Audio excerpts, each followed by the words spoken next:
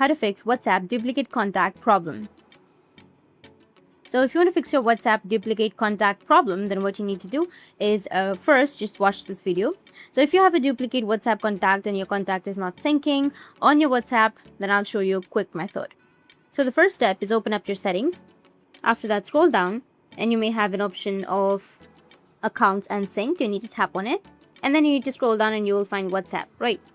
So tap on WhatsApp, and here you just need simply go and select contacts, and if it's turned off, you just need simply go and turn it on. But if it's already on, just wait for a few seconds, turn it off, and after waiting for a few seconds, turn it on again, and this might fix your problem.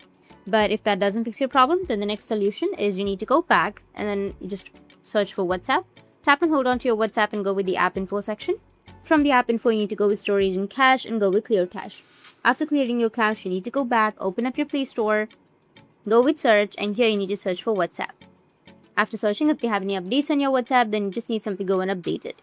And after updating, the problem will be fixed. That's it, and if you have any questions, feel free to comment below. Thanks for watching.